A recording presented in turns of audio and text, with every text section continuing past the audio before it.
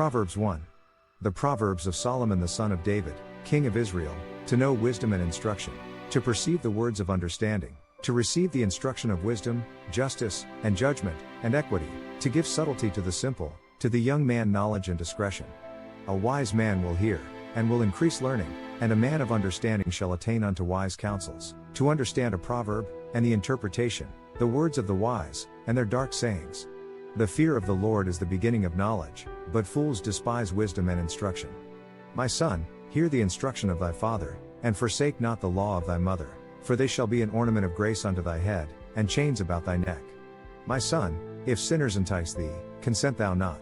If they say, Come with us, let us lay wait for blood, let us lurk privily for the innocent without cause, let us swallow them up alive as the grave, and whole, as those that go down into the pit, we shall find all precious substance, we shall fill our houses with spoil, cast in thy lot among us, let us all have one purse. My son, walk not thou in the way with them, refrain thy foot from their path, for their feet run to evil, and make haste to shed blood. Surely in vain the net is spread in the sight of any bird. And they lay wait for their own blood, they lurk privily for their own lives. So are the ways of every one that is greedy of gain, which taketh away the life of the owners thereof. Wisdom crieth without, she uttereth her voice in the streets, she crieth in the chief place of concourse, in the openings of the gates, in the city she uttereth her words, saying, How long, ye simple ones, will ye love simplicity? And the scorners delight in their scorning, and fools hate knowledge? Turn you at my reproof, behold, I will pour out my spirit unto you, I will make known my words unto you. Because I have called, and ye refused, I have stretched out my hand, and no man regarded, but ye have set at naught all my counsel, and would none of my reproof. I also will laugh at your calamity, I will mock when your fear cometh. When your fear cometh as desolation, and your destruction cometh as a whirlwind, when distress and anguish cometh upon you. Then shall they call upon me, but I will not answer, they shall seek me early, but they shall not find me, for that they hated knowledge, and did not choose the fear of the Lord, they would none of my counsel, they despised all my reproof. Therefore shall they eat of the fruit of their own way, and be filled with their own devices, for the turning away of the simple shall slay them, and the prosperity of fools shall destroy them. But whoso hearkeneth unto me shall dwell safely, and shall be quiet from fear of evil.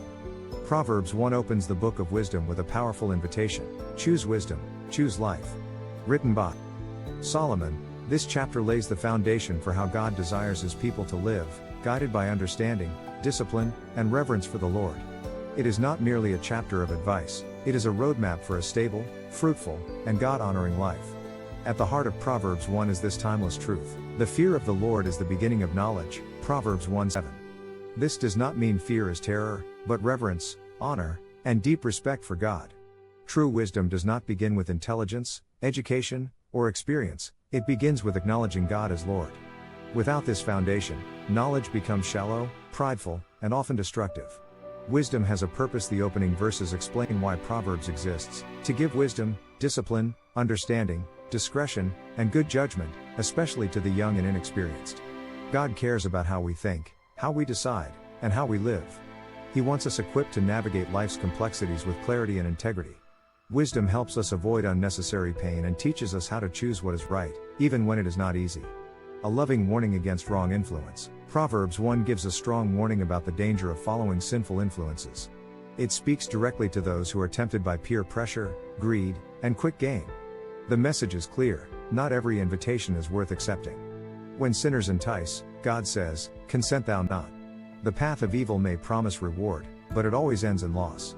What seems profitable in the moment often steals peace, integrity, and even life in the long run. God is not trying to restrict joy, he is protecting it. His warnings are acts of love. Wisdom is calling, are you listening? One of the most striking parts of Proverbs 1 is the picture of wisdom as a voice crying out in the streets. Wisdom is not hidden or reserved for a few, it is openly calling to everyone. God speaks through his word, through correction, through counsel, and through life itself. But the chapter also shows the danger of ignoring wisdom. Repeated refusal hardens the heart, and delayed obedience can lead to regret. This is not meant to frighten us, it is meant to awaken us. God urges us to listen now, to respond while the invitation is still being offered.